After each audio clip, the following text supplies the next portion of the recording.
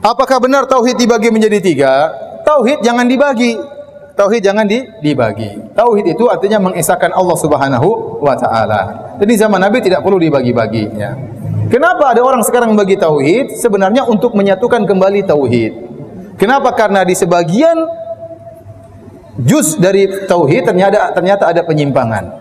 Dahulu saya tanya, para sahabat semua percaya menciptakan alam semesta Allah atau tidak? Semuanya percaya. Para sahabat tidak ada yang berbuat syirik, tidak ada yang minta kepada penghuni kubur, ya. Tidak ada yang pergi ke dukun, ya, sehingga mereka dalam hal ini juga benar.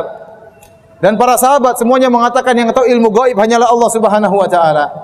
Kemudian sekarang timbul masalah baru di zaman sekarang, ada orang percaya Allah itu pencipta satu-satunya, tapi dia juga berdoa kepada mayat.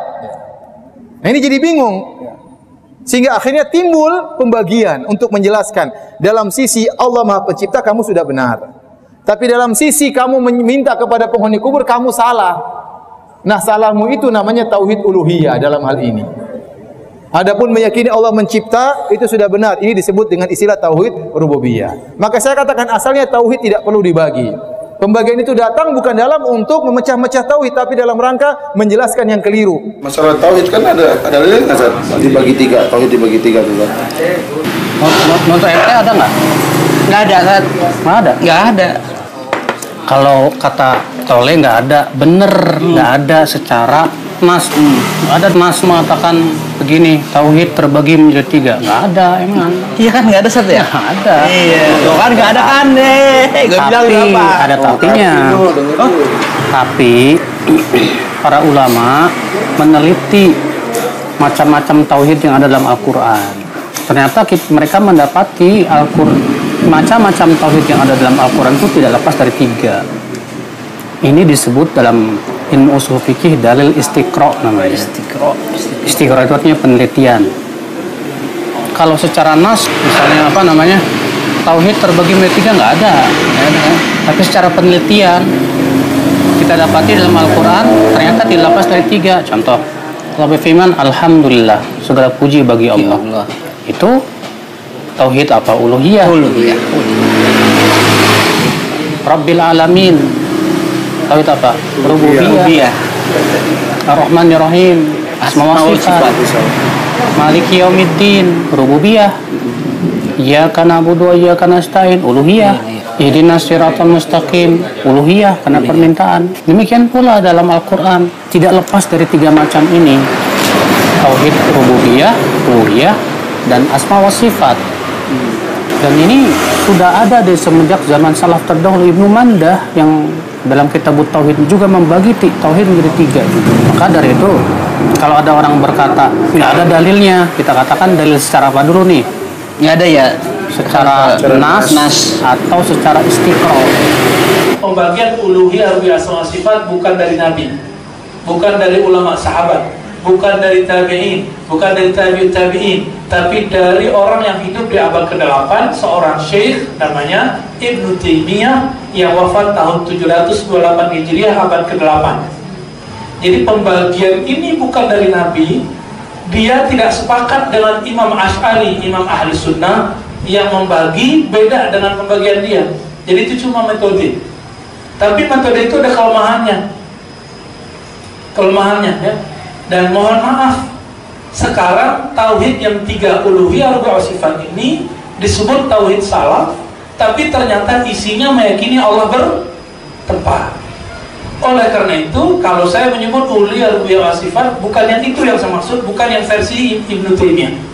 Tapi versi akidah imam-imam terdahulu sebelum Ibnu Taimiyah. Jadi perlu digarisbawahi pembagian taksim usul tauhid as-salasa, pembagian tauhid menjadi 3 bukan dari ulama salaf, bukan dari ulama sahabat, tabi'in dan orang sampai abad akhir dan abad ke-3, bukan. Tapi dari siapa? Ibnu Taimiyah wafat tahun berapa? 728. Karena ini ijtihad seorang imam, bisa salah, bisa benar. Cuma sayangnya teman-teman kita sekarang ngotot, ini yang paling benar. Ini yang paling benar. Ini yang dipakai oleh beberapa TV-TV, channel-channel Islam ya. Mengangkat ini yang benar, yang lainnya salah. Padahal nggak ada di Quran pembagian tauhid yang 3. Cuma dicocokin, uluhiyah itu dicocokin sama ayat mana, rububiyah ke ayat mana, asma sifat ke ayat mana. Ya itu cocok-cocok logi juga dari ulama. Karena ulama yang mencocok loginya jadi terlihat cocok. Namun karena trilogi 3 pembagian ini Ibnu Taimiyah kemudian mohon maaf ya, menganggap syirik orang yang tidak syirik dan menganggap bertauhid orang yang syirik. Contoh, tauhid uluhiyah itu bagi Ibnu Taimiyah beda dengan rububiyah. Uluhiyah itu adalah penyembahan total kepada Allah. Oke, benar. Rububiyah, apa rububiyah?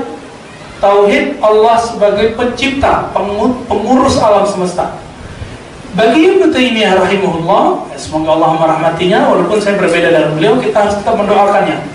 Ibnu Taimiyah rahimahullah mengatakan ini tauhidnya orang musyrik. Nyambung nggak? Orang musyrik bertauhid nggak? Apa arti tauhid? Tauhid mengesahkan Allah. Dan Ibnu Taimiyah karena mengharamkan mantik terjebak pada kesalahan mantiki, kesalahan logika namanya. Apa itu? Menyebut tauhid orang musyrik. Musyrik itu politeisme. Tauhid itu monoteisme. Monoteisnya orang-orang politeis. Gimana itu? Nggak nyambung. Dan itu diulang-ulang di kitab-kitabnya ya, di Majmu' Fatawa berkali-kali. Silakan Pak baca bab kelima dari disertasi saya. Itu masih ada stoknya di BJ ya, cari aja. Itu nggak ada jual untung itu. Itu cuma dicetak oleh mereka. Saya sudah wakaf untuk mereka. Sengaja dibagi-bagi dengan ya sebatas itu aja. Ongkos cetaknya. Silakan dicari, masih ada stoknya 50-an. Mumpung belum habis. Jadi Ibnu Taimiyah mengatakan apa? Akidahnya orang musyrik itu sudah tauhid, namanya tauhid rububiyah. Kan aneh. Di Quran kalimat Rabb itu justru digunakan untuk orang-orang level tinggi, bukan untuk orang musyrik.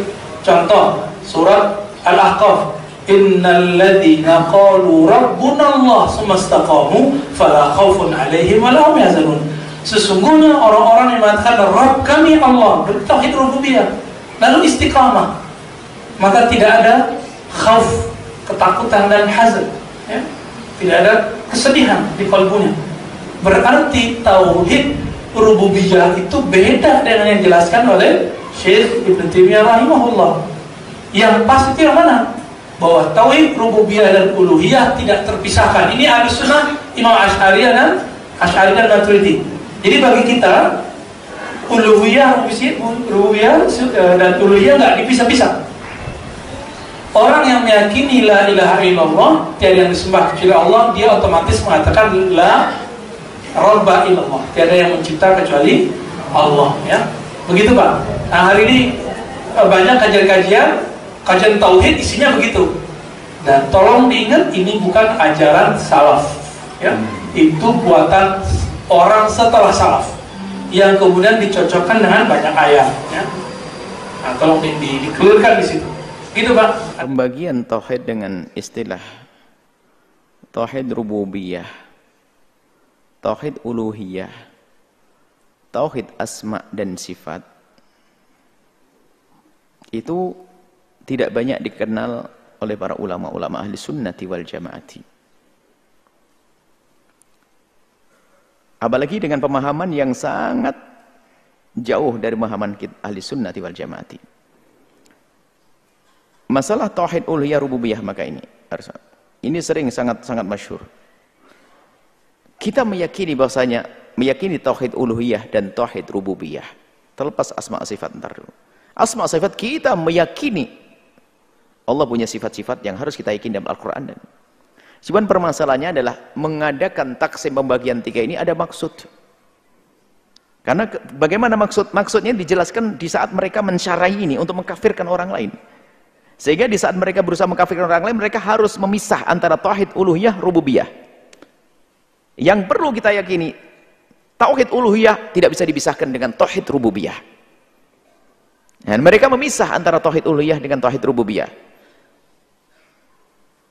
Maka kalau ada orang menyembah Allah tapi masih menyembah berhala, ini belum sempurna tauhidnya. Hanya uluhiyah saja, rububiyahnya betul. Kok ada tauhid uluhiyah rububiyah? Ya belum tauhid kalau kita. Kalau orang menyembah Allah, menyembah yang lainnya, ya belum bertauhid. Kenapa masih disebut tauhid? Enggak sah. Kalau orang mengakukan tauhid uluhiyah, tidak mengambil tauhid rububiyah, belum tauhid. Enggak ada pemilahan di sini. Tapi dipilah. Maksudnya apa? Ini orang tawassul kepada orang wali nabi ini, itu mengakui Allah tapi masih dengan yang lain ini belum. Masih menuhankan selain masih ini. Belum imannya sempurna. Enggak ada. Tauhid uluhiyah sama rububiyah enggak bisa dipisahkan. Yang mengatakan Tuhannya adalah Allah, sekaligus mengatakan Tuhannya adalah mengurusi urusannya, yang mencukupinya. Jadi nggak akan dipisah. Kemudian tauhid ini. Jadi mereka memisah tauhid uluhiyah rububiyah, ada maksud untuk mengkafirkan sebagian kaum muslimin dengan pemilahan ini. Soalnya mengatakan ada orang hanya tauhidnya tauhid uluhiyah belum rububiyah, rububiyah belum uluhiyah, dipisah. Untuk mengkafirkan yang lainnya. Nggak ada dipisahkan.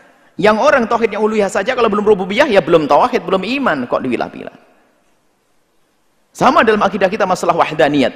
Mengatakan Allah Maha Tunggal tapi mempercayai ada kudrah dua, belum beriman, kan begitu. Kemudian tauhid asma wa sifat, ini lagi-lagi mereka ingin memaksa orang yang belum mengikuti akidahnya dianggap belum beriman yang sesungguhnya, yaitu dalam urusan sifat atau ayat-ayat mutasyabihat. Ayat-ayat sifat tentang tangan Allah dan sebagainya. Kalau kita belum punya keyakinan seperti mereka, belum bertauhid. Wong keyakinan mereka salah. Mujassim, tajsim. Kita nuthbit ma athbatallah, kita juga meyakini apa yang telah Allah tetapkan dalam Al-Qur'an. Akan tapi kita punya manhaj di dalam memahami ayat-ayat seperti yadullah, ainullah, istiwa Allah. Kita punya manhaj. Kita nuthbit ma athbatallah. Baik menurut manhaj salaf atau madhab khalaf, sama nuthbit ma'adbatullah. Kita bukan mu'attilin, bukan orang yang mu'attilah. Nah ini mereka yang buat taksim 3 ini tujuannya adalah bukan ingin menjelaskan, tapi ingin membuat satu pagar sendiri, yang luar pagar kafir, kafir, kafir, kafir, kafir, kafir. Sampai hari ini itu terjadi. Maka Anda tidak perlu menggunakan tauhid uluhiyah, rububiyah dengan pemisahannya, kemudian tauhid asma wa sifat dengan cara yang mereka fahami. Kita punya manhaj ahli sunnati wal jamaatil asy'ariyati, bagaimana di saat kita menemukan ayat-ayat yang di situ adalah sifat-sifat Allah atau disebut dengan tangan Allah, masuk ayat mutasyabihat, kita punya manhajnya ahli salaf dan manhajnya ahli khalaf, at-tafwid dan ta'wil. Ta'wil bukan semaunya ta'wil, tapi ada manhaj yang khusus dan jelas. Itu ahli sunnati wal jamaati. Jadi di situ masalah pembagian tauhid rububiyah, uluhiyah sama tauhid asma wa sifat, ini ada bukan akidah ahli sunnati wal jamaati asy'ariyati. Kita bisa menggunakan itu, memaknai dengan cara kita yang jelas, bukan untuk mengkafirkan orang lain. Mereka aku begini loh sebetulnya, ini sebuah perusahaan ini kok banyak pegawai atau yang enggak kacau malu. Ya sudah, kita bikin peraturan saja, nanti kita buat peraturan yang jelas, nanti yang enggak masuk dikeluarin itu. Nah, mereka membuat taksim 3. Setelah dia mengukuhkan 3, yang enggak masuk kafir. Wah, ini kan kacau. Masa Asy'ariyah tiba-tiba dengan Mu'attilah? Kita dikatakan Mu'attilah dengan tauhid kita. Sama takwil kita. Mu'attilah itu adalah tidak menetapkan apa yang ditetapkan dalam Al-Qur'an tentang sifat-sifat Allah. Naudzubillah. Kita bukan mu'attilin. Kita punya manhaj yang jelas. Ahli sunnati wal jamaati asy'ariyati. Tidak ada tauhid pembagian thulathi 3, tauhid rububiyah, uluhiyah, asma-sifat, tidak ada pembagian dalam kita. Tapi kita cuma mengakui tauhid rububiyah dan uluhiyah tidak bisa dipisahkan. Tauhid asma wa sifat kita mau kayak dengan cara manhaj kita yang sangat jelas, yaitu manhaj ahli sunnati wal jamaati asy'ariyati, yaitu takwil dan tafwid. Semoga Allah menjauhkan kita.